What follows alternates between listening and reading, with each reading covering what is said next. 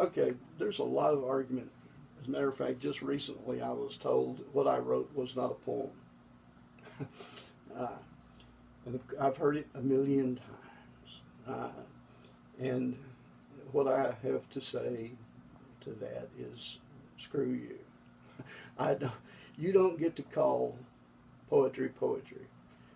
I don't think anybody does. Not PhDs, not other poets, not Shakespeare, if we could drag his happy ass back from the dead. Poetry is what you make it. Yes, there are rules and there are forms and there are things that matter a lot.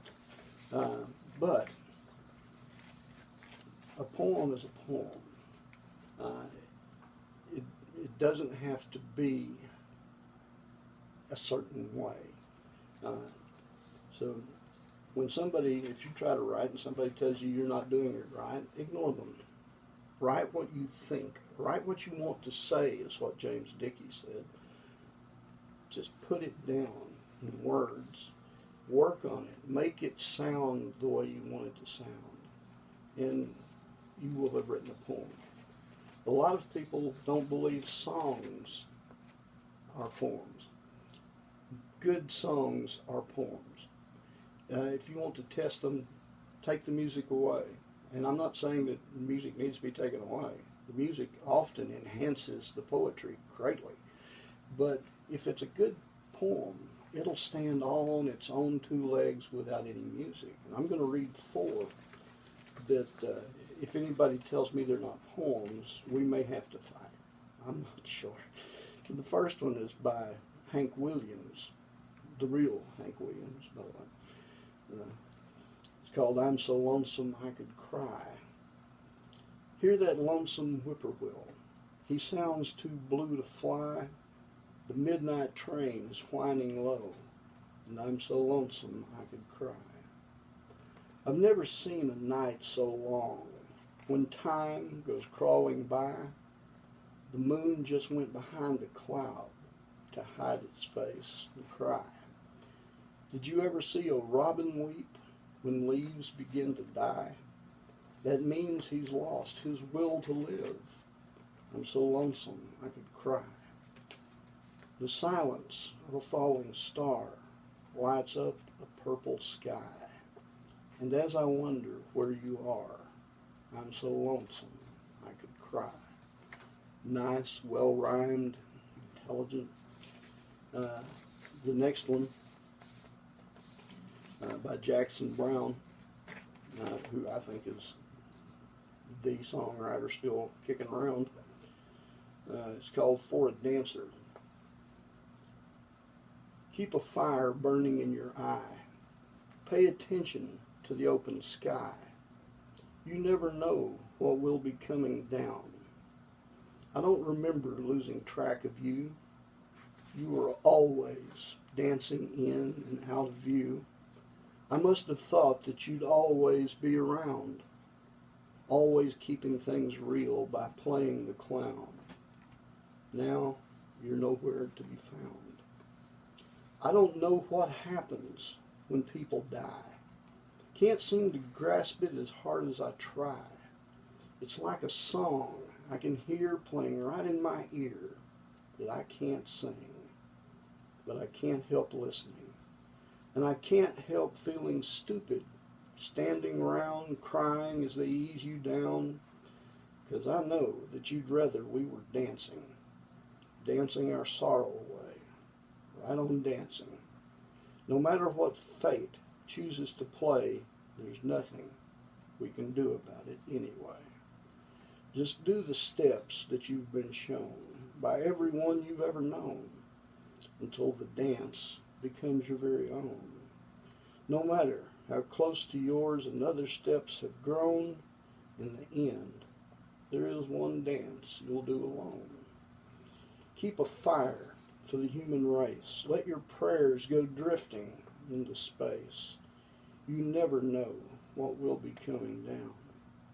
Perhaps a better world is drawing near, and just as easily it could all disappear, along with whatever meaning you might have found. Don't let the uncertainty turn you around. world keeps turning around and around.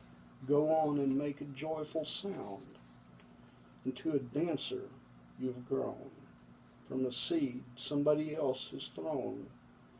Go on ahead and throw some seeds of your own. And somewhere between the time you arrive and the time you go may lie a reason you were alive, but you'll never know. Now, it's hard to get some of that stuff into music, but if you listen to that song, I think you will appreciate it both ways, as a poem and as a song. My favorite female writer, because people say I don't pay enough attention to female writers. Trust me, I do. It's called 5 Minutes by Gretchen Peters, and she is a genius. I've got 5 minutes to sneak a cigarette. 5 minutes to myself, back behind the screen door of Andy's luncheonette.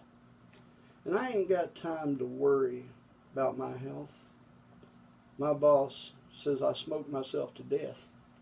Andy, he reminds me some of you, back when you were Romeo and I was Juliet, West Texas, Capulet, and Montague.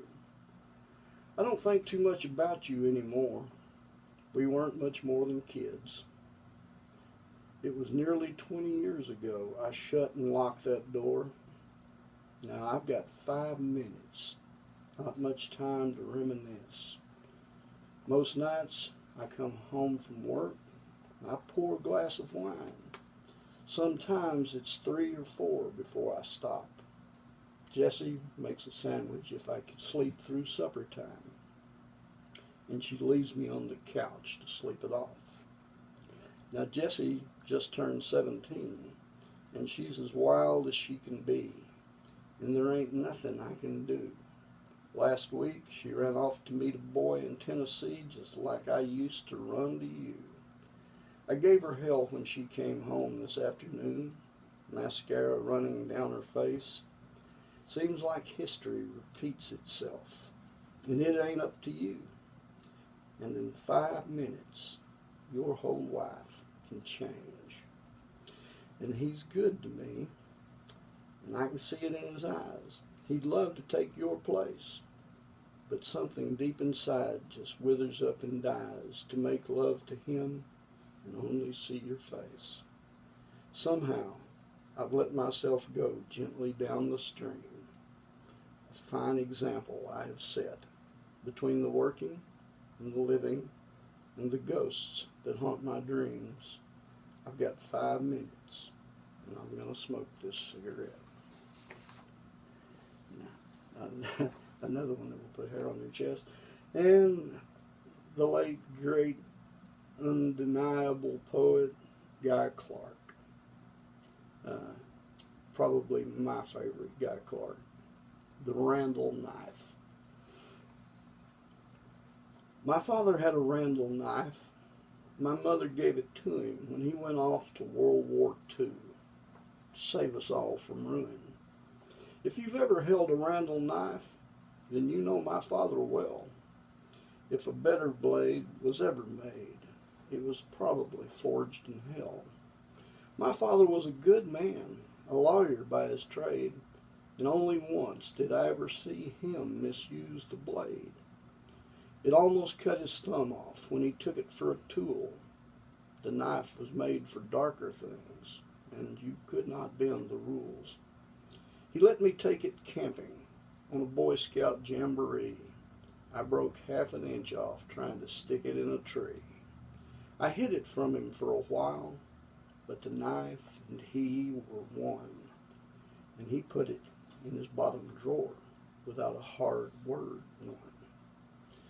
There it slept, and there it stayed for 20 some odd years, sort of like Excalibur, except waiting for a tear.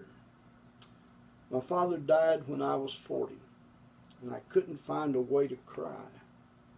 Not because I didn't love him, not because he didn't try. I'd cried for every lesser thing, for whiskey, pain, and beauty. but he deserved a better tear, and I was not quite ready. We took his ashes out to sea and poured them off the stern, and threw the roses in the wake of everything we'd learned. When we got back to the house, they asked me what I wanted. Not the law books, not the watch. I need the thing he's haunted. My hand burned for the Randall knife there in the bottom drawer, and I found a tear for my father's life and all that it stood for. And didn't do Jimmy Buffett, but I did wear the shirt. I'll read Jimmy Buffett later.